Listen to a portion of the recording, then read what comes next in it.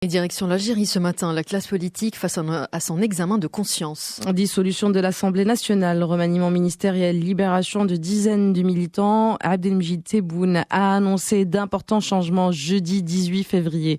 Le discours national qu'il a prononcé à la télévision coïncidait avec la journée nationale d'hommage aux martyrs de la guerre d'indépendance de 1962. Il a aussi, ce discours était programmé 2 jours avant l'anniversaire du Hirak, le mouvement de contestation qui a écarté Bouteflika du pouvoir. Double symbolique donc. Mais que reste-t-il justement de ce mouvement donc du Hirak, dont les manifestations ont été contrariées par l'arrivée de la crise sanitaire?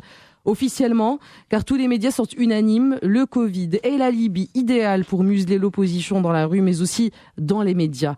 En tout cas, aujourd'hui, le pouvoir fait son mea culpa, à demi-mot en tout cas, et promet des législatives pour 2022.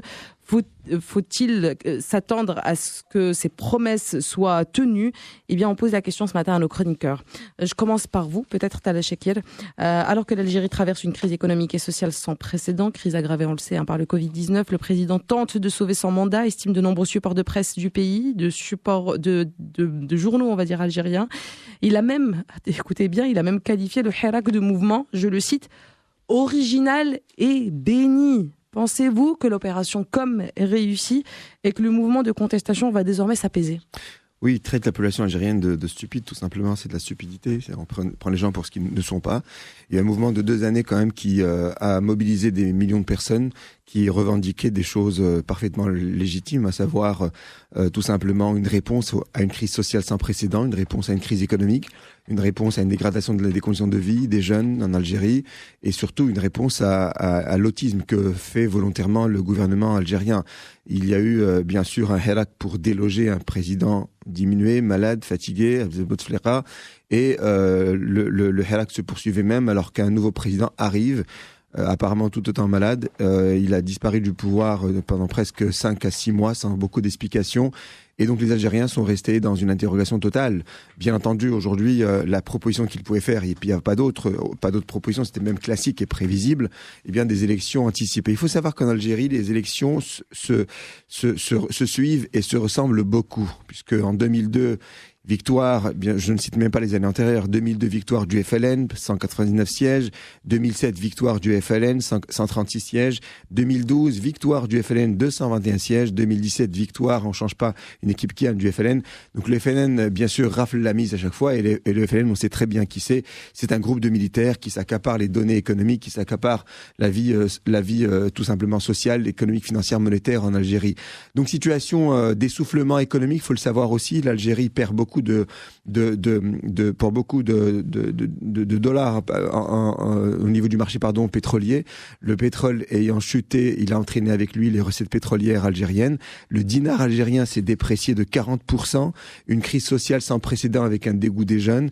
Une crise militaire aussi avec son voisin, avec une situation assez délabrée, avec des communications qui n'en sont pas, et que le peuple algérien effectivement a compris à demi-mot.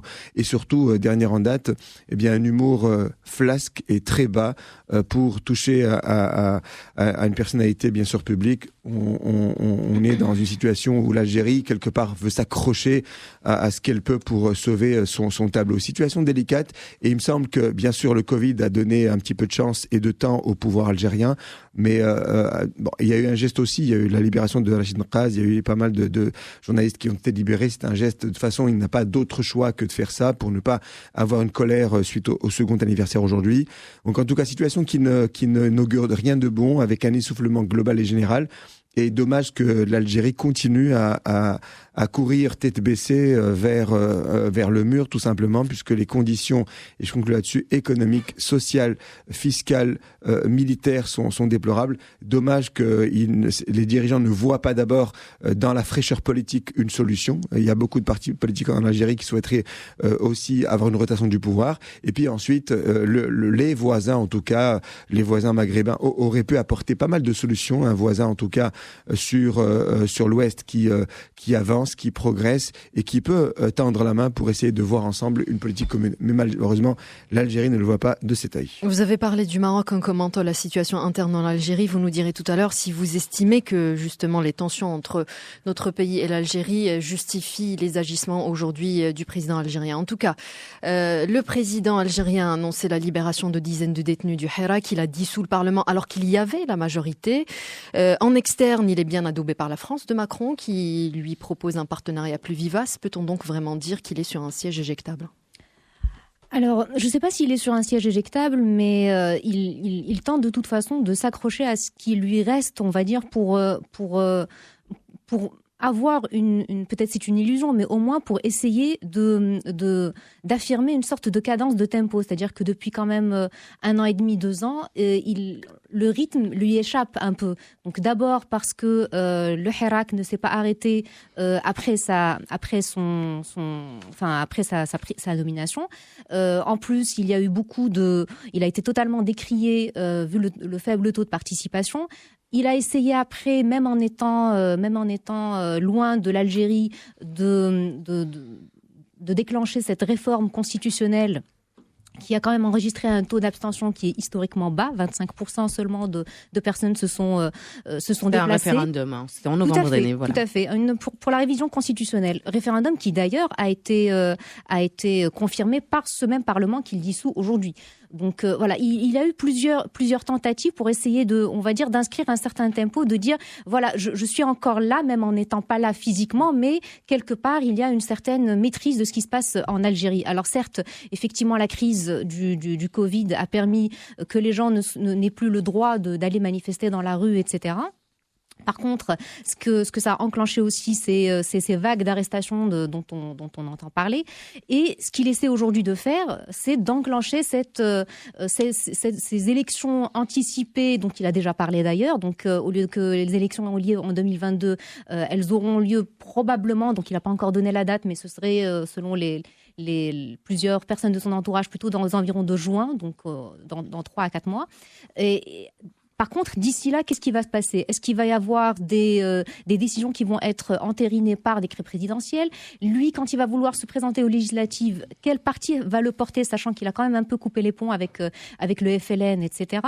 Il y a quelques heures, on a annoncé le remaniement ministériel avec, on va dire, pas un grand changement. On a certains ministères qui ont changé aujourd'hui de dirigeants, dont le ministère de l'énergie, du tourisme, de l'industrie, qui était assez décrié, sous-entendu, ce sont ces personnes qui ne font pas leur travail, qui sont incompétentes, mais le reste du gouvernement est bien en place. Mais tout cela, en plus, Talal en a parlé, la libération de ces détenus, trentaine de détenus. Il a aussi dit qu'il y en aurait aussi une 60aine qui vont être libérés bientôt. Donc tout ça, ce sont des gages de bonne volonté en disant, vous savez, voilà, moi, je vais dans le courant de ce que vous aviez cité tout à l'heure, Bouchra, moi, en fait, je suis du côté du Hirak authentique, béni, qui m'a porté. Le Hirak béni qui a sauvé l'Algérie. Oui, parce qu'il lui, ça a été son discours depuis l'élection. Lui se voit, on va dire, en mouvement de rupture par rapport à Bouteflika. Pour lui, le Hirak était pour dégager Abdelaziz Bouteflika. Or, aujourd'hui, beaucoup de personnes, de jeunes et de moins jeunes d'ailleurs, qui ont manifesté et continuent de manifester, demandent une réforme totale du système. Alors que lui symbolise, si vous voulez, le parcours total de l'actuel président algérien, symbolise tout le système, toute la mainmise, c'est-à-dire que ce n'est pas quelqu'un d'extérieur au système. Mais c'est de la rhétorique, si vous voulez, politique, c'est bien pour sa part, dans son emphase, que de dire, eh bien, en fait, moi, je suis la personne qui a été élue après Bouteflika, sous-entendu que Bouteflika était le problème et qu'en fait, moi, je viens avec des solutions. Et finalement, ce qu'il essaie aussi de prouver, c'est que ce n'est pas lui le problème, ce n'est pas le système le problème, mais ce sont telle et telle personnes qui n'ont pas fait leur travail au niveau de tel ministère, de l'industrie, de l'énergie, du tourisme, etc. On va dire dans une tentative qu'il n'y ait pas effectivement une réactivation de toutes ces manifestations, ce qui a déjà commencé à partir du 18 février, donc des premières manifestations qui ont eu lieu dans une région, un appel à manifestation aujourd'hui, donc on saura aussi aujourd'hui qu'est-ce qui va se passer. Il a aussi, et ça c'était aussi une tentative, il a essayé d'avoir ces espèces de consultations avec des partis pour les amener dans son giron, pour dire que finalement il fait ces consultations-là avec des partis politiques, comme quoi il les écoute, etc., et qu'il pourrait éventuellement, ce qui a été entériné avec la révision constitutionnelle, qu'il pourrait éventuellement y avoir une sorte de cohabitation entre majorité parlementaire et majorité présidentielle. Donc il essaie, on va dire, quelque part de gagner du temps et aussi de gagner un peu de crédibilité. Le tout est de savoir comment vont se positionner les partis d'opposition aujourd'hui, qui tous n'ont pas accepté ce qu'on appelait, enfin ce que beaucoup de journalistes ont appelé des consultations alibi. Donc les partis d'opposition, on verra comment ces partis-là vont se positionner, et surtout la société civile, les manifestants et les manifestantes, comment est-ce que ça va déboucher sur les prochaines semaines, sachant bien sûr que, comme beaucoup de pays, il y a eu un coup on va dire un coup de fer assez important, étant donné l'état d'urgence. Extrait d'une tribune publiée dans Jeune Afrique, c'était le 14 janvier déjà, signée par la journaliste et écrivaine Nadia Hani Moulay. Alors je cite un extrait, je vous laisserai bien entendu réagir ensuite. Elle dit l'État algérien se demande, en tout cas si l'État algérien est prêt à écouter les revendications de ceux qui voudront bien discuter avec lui. Rien n'est moins sûr, estime-t-elle, d'autant que pour le pouvoir la priorité est ailleurs, aux frontières précisément. La reconnaissance de la marocanité du Sahara par Donald Trump et la normalisation des relations entre le Maroc et Israël pourrait avoir un effet d'enrayer tout processus de négociation interne. Fin de citation. Ma question pour vous, Talha Chakel, après le Covid, est-ce que le Maroc est le nouvel alibi du pouvoir pour tourner le dos au Hirak? Il a souvent été, et les présidents algériens ont souvent vendu cette situation de notoriété dans la région. Premièrement, ils ont vendu cette question de tenir tête aux voisins marocains. Ils ont vendu comme quoi le Maroc essayait de déstabiliser l'Algérie. Beaucoup de presse algérienne, on avait un exemple lamentable il y a la dernière semaine, qui voulait absolument baisser un petit peu la notoriété marocaine en rappelant que l'Algérie était meilleure, et les pauvres Algériens croyaient quelque part un petit peu ce type de discours. Vous savez, il y a la méthode Coué qui fait qu'à force de répéter un mensonge, il devient une forme de réalité. Eh bien, c'est le seul front dont dispose l'Algérie de comparaison, parce qu'effectivement, l'Algérie compare en rappelant qu'il y a effectivement un voisin à côté qui ne respecte pas le droit international, comme quoi effectivement il leur veut du mal. Ils l'ont vendu. C'est un fonds de commerce qui est aujourd'hui usé. Et parce que le Hirak l'a compris. De toute façon, les revendications du Hirak sont simples. C'est d'abord s'occuper de la jeunesse, c'est reprendre une diversification de l'économie, c'est de publier les rentrées pétrolières et de les redistribuer au peuple algérien, et c'est de retrouver effectivement une industrie algérienne et une agriculture algérienne en raison des multiples crises, en tout cas, qui se propagent dans le pays. Donc il y a de vraies questions et une vie politique bien sûr abandonnée. Tout à l'heure, Loubna a cité un certain nombre de partis politiques. Il faut oublier que les leaders politiques algériens et les partis politiques sont essoufflés, ils sont absents de la scène depuis des années. Et puis est-ce que le président risque d'être délogé? Certainement pas. La culture algérienne fait qu'aucun président n'est délogé, sauf quand il est assassiné. C'est le pauvre Mohamed Boudiaf qui a été assassiné quelques jours après son pouvoir en Algérie. Mais les autres finissent leur mandat et puis même outrepassent leur mandat. On a 3, 4, 5 mandats jusqu'à Bouteflika, Chedli Ben Jdid. Il y a eu Farhat Hachad, on ne va pas revenir dans l'histoire.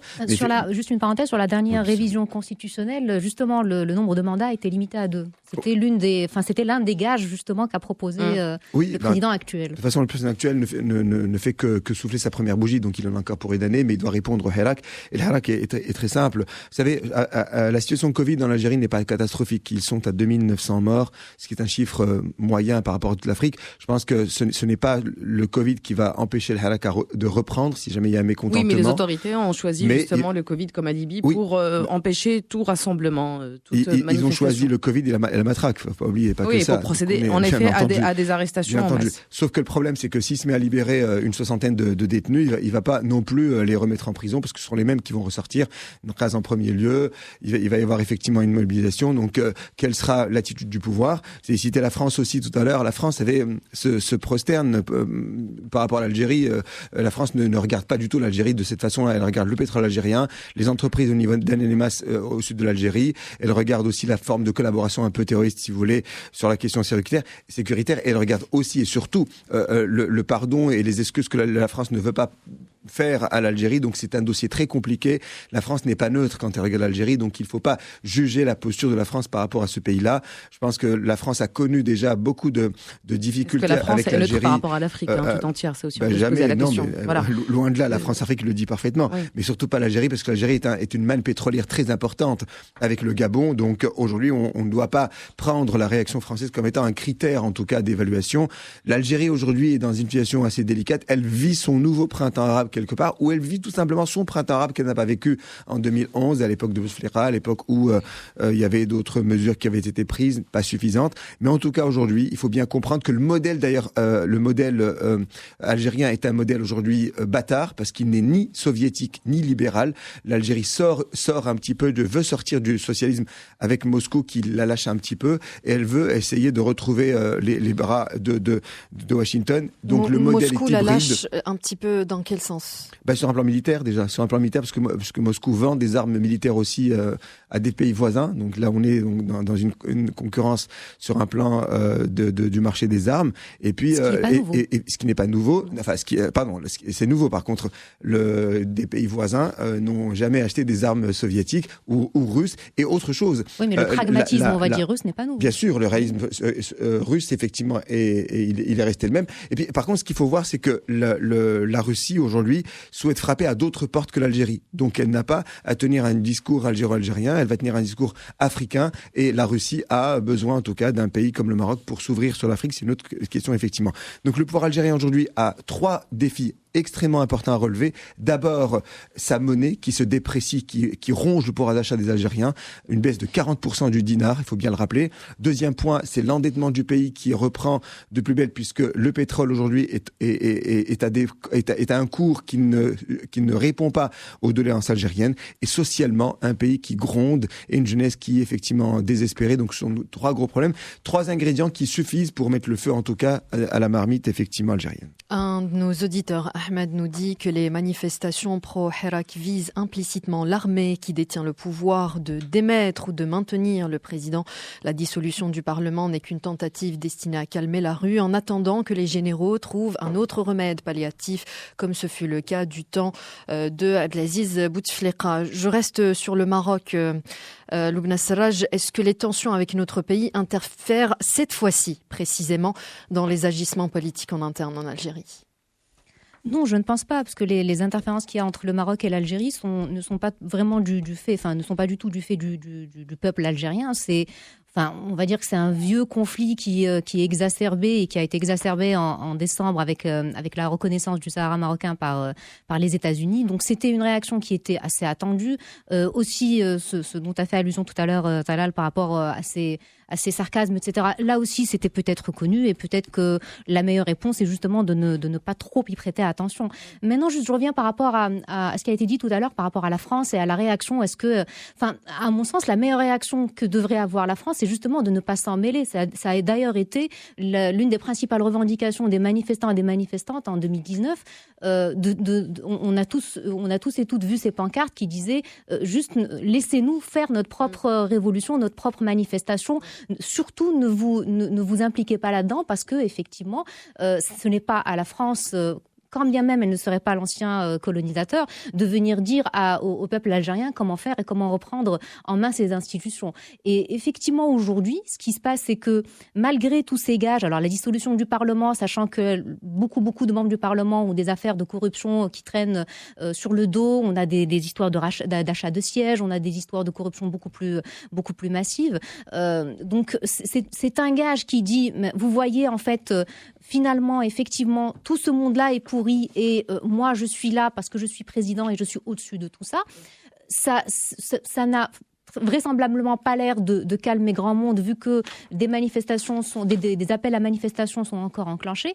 Et par rapport à cette question de libérer les prisonniers, c'est ce que le président algérien a fait en janvier dernier aussi, c'est-à-dire qu'il a commencé par libérer, avec cette main tendue justement, à libérer beaucoup de manifestants et de manifestantes, puis quelques mois plus tard à resserrer la vis en remettant des gens en prison. Donc ce n'est pas vraiment, on va dire, le gage le meilleur gage, vu que on peut très bien, et comme l'ont dit plusieurs journalistes, notamment sur place, en fait, c'est le code pénal qui sert aujourd'hui à enfermer des gens parce qu'ils ont écrit quelque chose sur certains journaux électroniques, etc. Ce même code pénal n'est aujourd'hui pas abrogé. Donc, il peut aujourd'hui, avec une grâce présidentielle, dire voilà, il y a 30, 40, 50 ou même 70 personnes, parce qu'il paraîtrait qu'il y ait aujourd'hui un nombre de 70 personnes derrière les barreaux. Il peut faire aujourd'hui une sorte de grand geste et de dire voilà, moi je suis là, je libère tout le monde, mais le lendemain ou 2 mois plus tard ou 1 mois plus tard, il peut également avoir l'effet inverse. Donc ce n'est pas quelque chose de sûr ou d'assuré. Ce qui fait qu'aujourd'hui, grosso modo, la seule issue pour le peuple algérien, c'est de continuer, on va dire, le combat, la lutte, les manifestations, sauf que effectivement, et là je suis assez d'accord avec le commentaire de l'auditeur ou de l'auditrice, je ne me rappelle plus, de l'auditeur, pardon, c'est que finalement, si effectivement c'est le système entier que le peuple algérien veut remettre on va dire en question, eh bien c'est un combat de longue haleine, et je ne sais pas aujourd'hui si effectivement cette crise du Covid ne va pas être exploitée jusqu'à la lie pour effectivement bloquer les gens, ne pas leur permettre de manifester pacifiquement, parce qu'on souligne quand même que ça a été l'un des peuples qui a manifesté le plus pacifiquement pendant plus de 50 semaines, ce qui est à noter, ce qui n'est pas commun même dans des on va dire dans des démocraties dites libérales et assez développées. Et aujourd'hui, c'est peut-être ça le challenge le plus important, c'est est-ce que la société civile va survivre à ça? Est-ce que les manifestations vont survivre à ça? Et surtout, lequel entre le système en place et le peuple algérien va avoir le souffle le plus long? Parce qu'on insiste, ce sont des années et des années, on va dire, de mise en place qui ne peuvent pas aujourd'hui être balayées de la main uniquement en quelques semaines ou en quelques mois. Et est-ce que c'est une crise sanitaire qui empêche au fond le Hirak de se structurer? Est-ce que ce mouvement pourrait se transformer en mouvement politique, parti politique, qui pourrait se présenter aux futures élections, les élections anticipées promises par le président algérien pour 2022? On se croirait en Norvège quand même. Non, c'est impossible. D'abord, le Hirak est divisé, il est politiquement... Pourquoi ce serait impossible? Parce que dans d'autres pays, il y a des mouvements spontanés qui ont réussi à remporter des présidentielles. Oui, en Espagne, en Grèce, en Espagne, en Grèce, en Angleterre, effectivement, oui, c'est vrai. Mais là, il faut bien comprendre que, vous savez, il y avait le FLN en 1990. Il y a eu 10 ans de guerre civile qui avait mis à genoux l'Algérie, et le FLN est revenu juste après en 2001 avec Bouteflika. Donc le FLN est immortel en Algérie. Il faut bien le comprendre, il est structurel. C'est véritablement l'État, tout simplement. Le FLN gère près de 45% des rentrées économiques du pays, du pétrole. Il y a beaucoup de responsables qui sont impliqués dans beaucoup d'affaires de pétrole, notamment de corruption. Il y a beaucoup d'argent qui est transféré à l'extérieur. Donc attention, le FLN est quasiment sacré, très protégé. Je doute fort comment un Hirak, effectivement, va-t-il venir à bout. Sacré, aujourd'hui, il est totalement impopulaire dans l'opinion publique. Et d'ailleurs, l'actuel président a décidé de ne pas ouvrir les consultations avec ce parti politique. C'est qu'il sait très très bien qu'il sera mal accueilli dans les urnes de toute manière. Vous savez, on sait très bien comment fonctionnent les urnes en Algérie. Malheureusement, en 2002, 2007, 2012, 2017, le FLN marchait sur l'eau. Et malgré les contestations, il n'y a pas eu pire que les années 2000 où le FLN était vraiment mal en point. Je pense que c'est encore une fois une volonté de faire diversion. Vous savez, Monsieur Tebboune fait beaucoup de shows et il le fait très mal. Il le fait de manière extrêmement maladroite par rapport à Bouteflika. Bouteflika était un homme du discours. Il a réussi à maîtriser l'Algérie durant 10 années avec de grands discours, avec beaucoup de comparaisons. Là, Abdelmadjid Tebboune le fait, mais le fait très très mal. Et je pense que son discours, cet acharnement, devient de plus en plus stupide et même politiquement illisible. Qu'est-ce qu'il dit? Il veut dissoudre l'Assemblée, il garde les mêmes ministres. Il y avait un remaniement, un remaniement qui a touché des ministères, ministères quasiment inutiles, si c'est le tourisme ou autre. C'est pas gentil pour le tourisme, par contre. Non, mais écoutez, par rapport au poids, je veux dire, il faut remanier l'intérieur, le militaire, des gens qui parlent beaucoup et qui causent beaucoup de difficultés par rapport aux voisins. Alors aussi, il a beaucoup surfé, je trouve là-dessus, il a beaucoup surfé par rapport à la reconnaissance américaine pour la Marocaine du Sahara, en rappelant que là, il n'a pas beaucoup il n'a pas fait beaucoup de phrases là-dessus parce que c'est quand même les États-Unis en place. Mais par contre, il a dénoncé le côté pro-israélien du Maroc, la question palestinienne. Il a essayé de un petit peu retourner le couteau dans la plaie pour rappeler aux Algériens que le Maroc était beaucoup moins mobilisé avec les Palestiniens, ce qui est une corde sensible par rapport au peuple. Mais bon, encore une fois, là, on voit bien qu'il y a une grande diversion. Donc aujourd'hui, le FLN là, et à mon sens, vous allez voir, il y aura des élections anticipées et le FLN, encore une fois, risquerait de en sortir gagnant. S'il se présente Moscou, statu quo ou changement à venir. Depuis la vie